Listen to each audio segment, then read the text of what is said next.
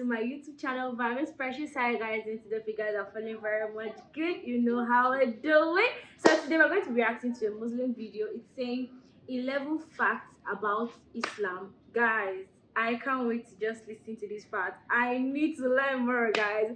So let's get right. Did you know that there are 1.6 billion Muslim people in the world?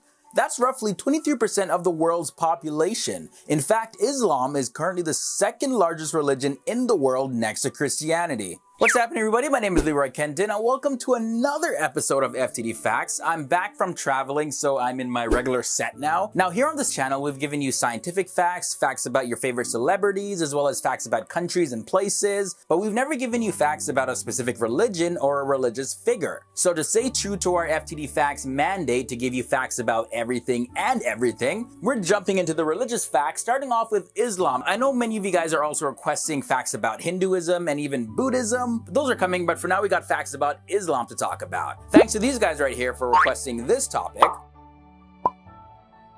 This word right here, jihad, we hear it oftentimes associated with Islam. However, that word does not mean holy war like many people think. It actually means to struggle or to strive. And in a religious context, it means the struggle that one faces to submit their will to the will of God. Speaking of submission, Islam means submission. And that submission, of course, is surrendering to God's will. This word Islam also derived from the Arabic word salam, which means peace. And Muslim means anyone or anything that surrenders itself to the will of God. By that definition, it doesn't just include humans, it also includes animals and plants. Many of you may know this one already. There are two main sects to the religion of Islam. We have the Sunnis and the Shiites. One of the main differences between the Sunnis and Shiites is their beliefs about who the leaders were following the death of the Prophet Muhammad. The Sunni, which comes from the Arabic word tradition, they accepted the succession of Muhammad's elected successors.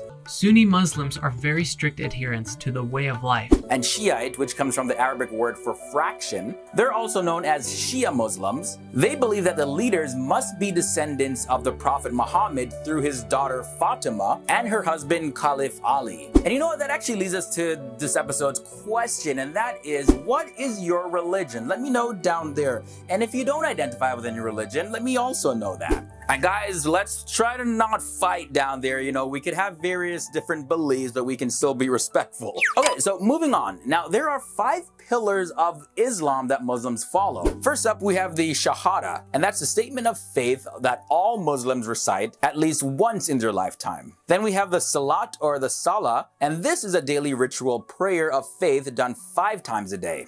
Zakat, this is a tax paid to benefit the poor or those in need. And then we have Psalm, this is the fast done during the month of Ramadan. And finally, Hajj. And this is a pilgrimage that every Muslim must do at least once in their lifetime if they can afford it. And this pilgrimage is to the holy city of Mecca, which is located in modern-day Saudi Arabia. Now, the pilgrimage begins on the 7th or 8th day of the last month of the Islamic lunar calendar and ends on the 12th day of that same month. The name of the shrine located in Mecca where they visit during the pilgrimage or Hajj is called Kaaba, and it's considered to be the most holy place for Muslims. Here where the temperature sometimes soars above 120 degrees, shade can feel like the soothing hand of God.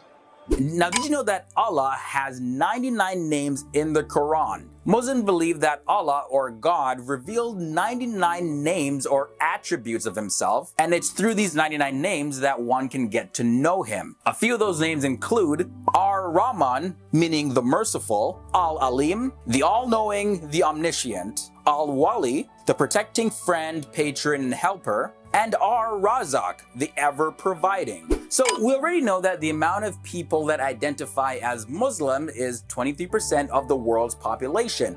But which part of the world has the largest amount of Muslims? Well, that country is Indonesia. There are 120 million Muslims in Indonesia, followed by Pakistan, India, and Bangladesh. However, future projections believe that by the year 2050, India is going to have the largest amount of Muslims. Islam also shares many religious figures and historical events with Judaism and Christianity. Muslims consider Jesus to be a prophet in Islam, and the Quran mentions Jesus in several verses, as well as the prophet Moses and several others. Now, I mentioned fasting on Ramadan a little bit earlier in this video, but just to give you a little bit more detail on that, Muslims fast for 30 days every year for Ramadan, which of course is one of the 5 pillars of Islam. It is believed to be the toughest of all fasts, and its end is celebrated on Eid.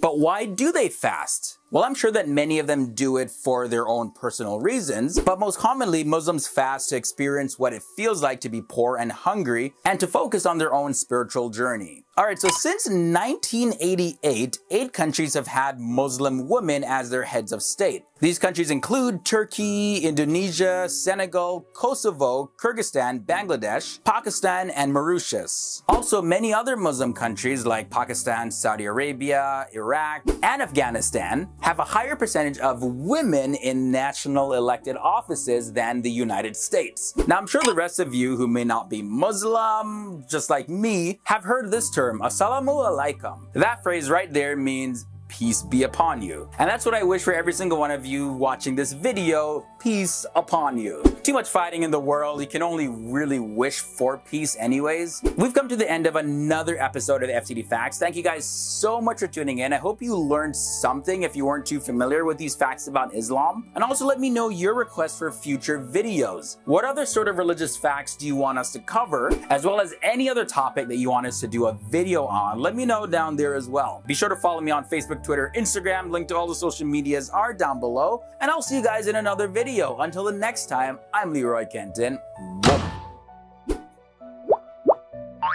Wow.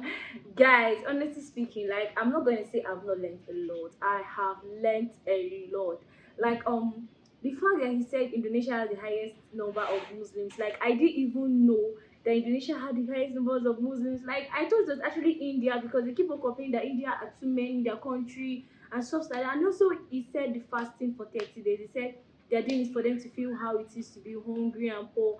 Oh my god, that's a very, very thoughtful thing. But at the same time, I love the fact added that it was also for them to be focused on their spiritual journey, because I mean, you can't just go hungry based on, you only want to just feel what it's like for somebody to be poor and broke and not be able to fund for themselves. You understand?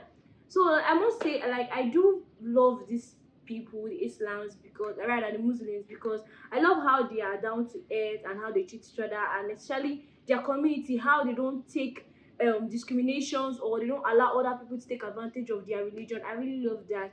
So guys, if you watched today's reaction, don't forget to like, don't forget to comment, don't forget to subscribe. I love you guys so much. See you at the next one. Signing out. Bye.